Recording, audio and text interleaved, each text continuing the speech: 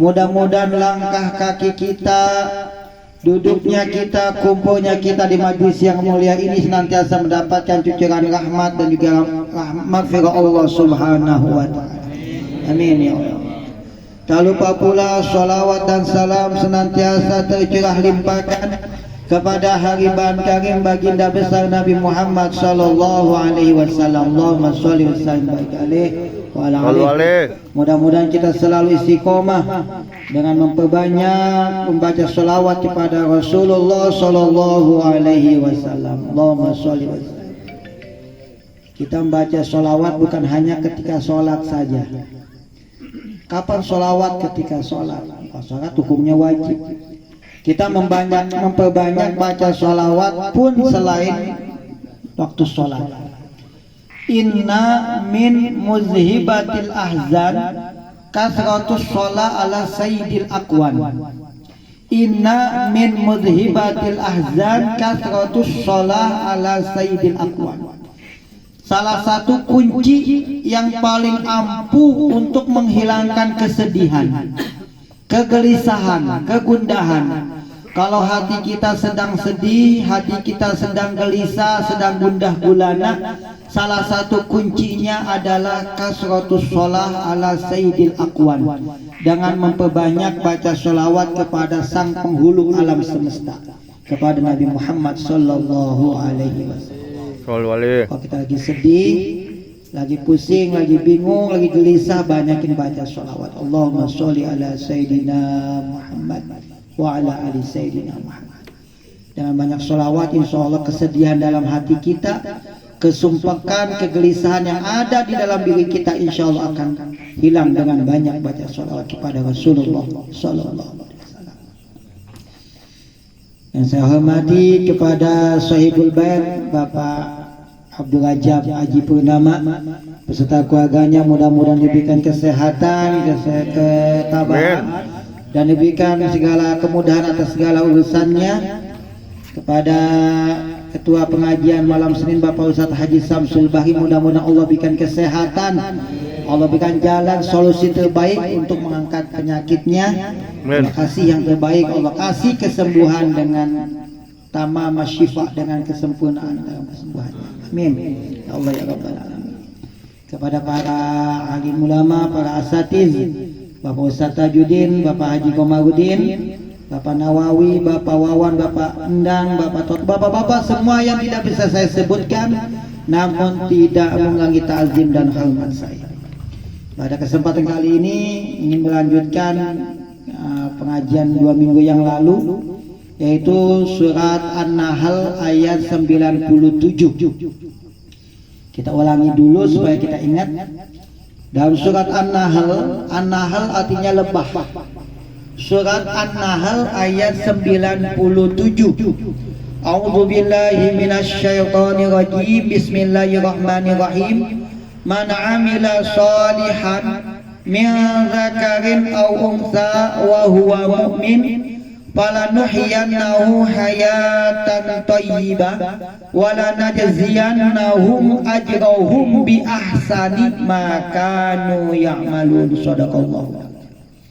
Allah telah menjelaskan, man amila sholihan, siapa saja yang beramal soleh, min zakarin au unsa, baik itu laki-laki ataupun unsa, perempuan, wahwa mukmin, dan dia dalam keadaan beriman kepada Allah. Beramal soleh laki-laki dan juga perempuan dalam keadaan sebagai mukmin, falanuhyiyannahu hayatan thayyibah. Ada lam taukid, ada nun taukid. Taukid itu artinya penguat, penegas, pasti, sungguh. Siapa yang beramal soleh dan ia dalam keadaan mukmin, iman yang kuat kepada Allah, sungguh pasti Allah akan menghidupkannya dengan hayatan thayyibah. Allah akan berikan kehidupan dengan kehidupan yang paling thayyibah, yang paling baik, yang paling bahagia. Jadi kalau kita beriman kepada Allah, kita memperbanyak amal soleh, Allah ngasih janji kepada kita, pasti sungguh kami akan menghidupkannya dengan hayatan thayyibatan, dengan kehidupan yang bahagia, kehidupan yang sangat baik. Wala najziyannahum ajrahum bi ahsani ma kanu ya'malun, dan kami akan membalasnya bi ahsan. Kalau hasan itu baik, tapi kalau kata ahsan paling baik, ada kata kalimat hasan.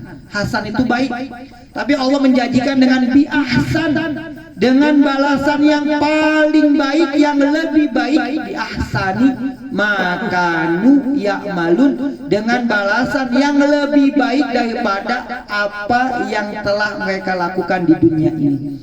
Ini janji Allah.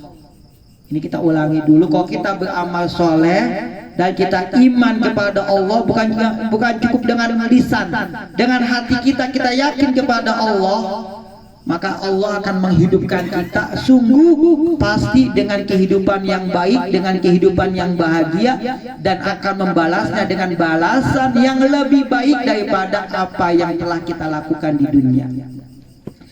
Kalimat hayatan thayyibah, ada ulama namanya Imam Mawardi. Imam Mawardi dalam kitab tafsirnya An-Nukat wal Uyun, beliau menjelaskan kalimat hayatan thayyibah, kehidupan yang baik itu apa? Allah jamin kita dengan kehidupan yang baik. Maksud kalimat hayatan thayyibah menurut pandangan Imam Mawardi adalah ada 7.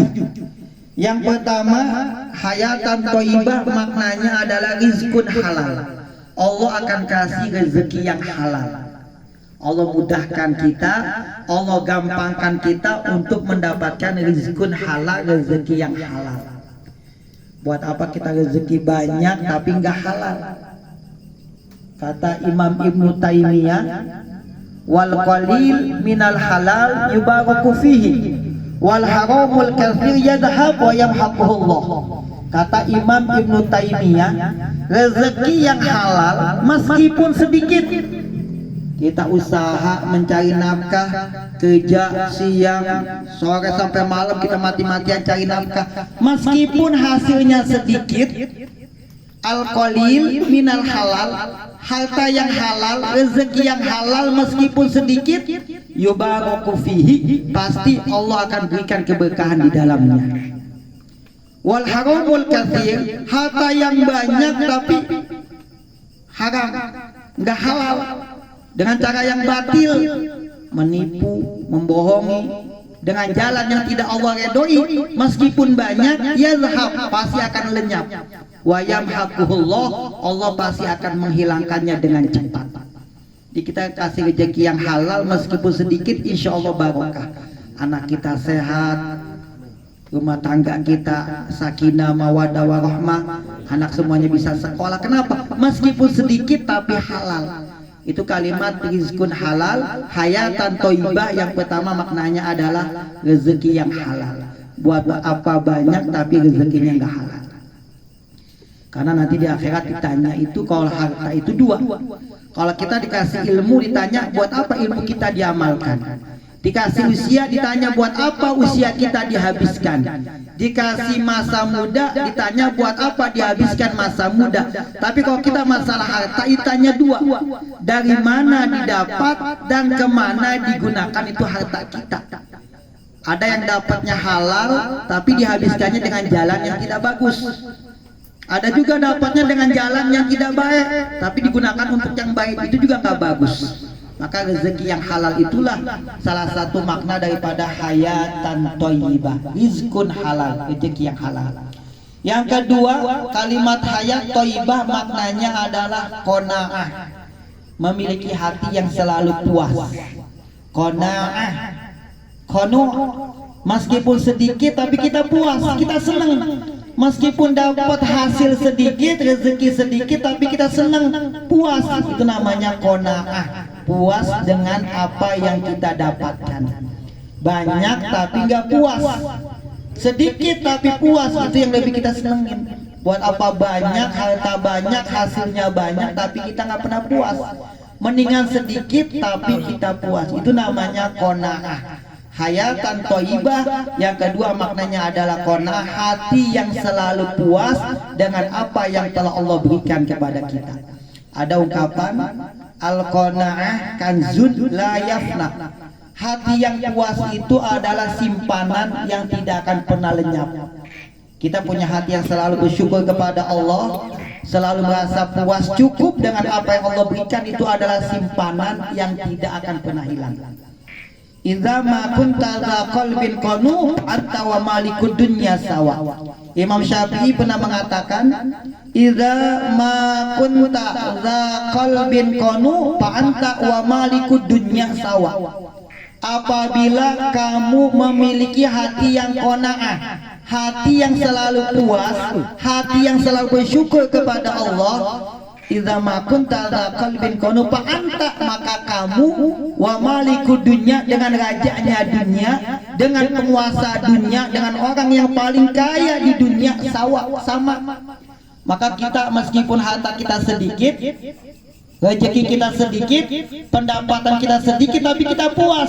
Itu derajat kita, level kita sama dengan derajatnya manusia yang paling kaya sedunia. Jadi nggak usah banyak-banyak, kita dikasih sedikit kita puas, kita nikmati, kita gunakan untuk ibadah kepada Allah. Meskipun sedikit, itu kita sama juga dengan rajanya dunia. Raja dunia punya harta ratusan juta, ratusan M. Kita punya harta 100.000, 200.000, 1 juta, 2 juta. Kita puas dengan apa yang kita miliki. Itu sama saja derajat kita, makom kita, level kita dengan penguasa dunia. Maka kalau kita pengen menjadi manusia yang paling kaya, milikilah hati yang selalu merasa puas, cukup dengan apa yang telah Allah berikan kepada kita. Maka hayatan thayyibah yang kedua adalah qanaah, hati yang selalu bersyukur dengan apa yang Allah berikan. Ada hadis Nabi yang menyatakan, laisal gina min kasratil arad walakinnal gina nafsi. Laisal gina min kasratil aradi walakinnal gina nafsi. Kekayaan itu bukanlah dengan harta yang banyak. Manusia dikatakan kaya bukan dengan hartanya yang banyak. Kata Rasulullah, manusia yang paling kaya adalah gina nafsi, manusia yang memiliki hati yang kaya.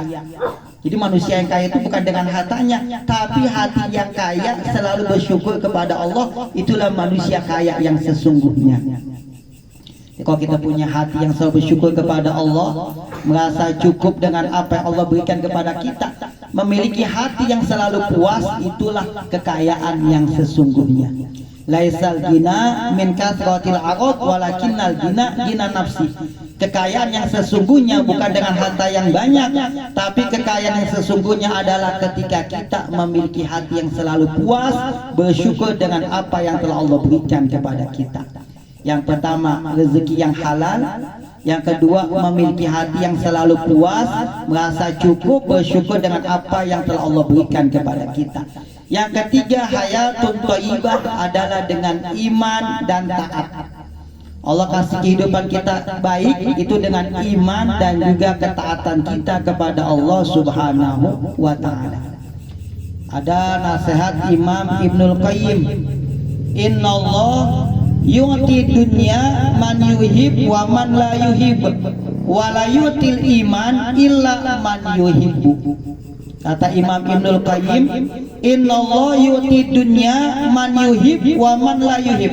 Allah kasih dunia buat yang Allah cinta sama yang Allah tidak cinta. Allah kasih kekayaan dunia buat semuanya.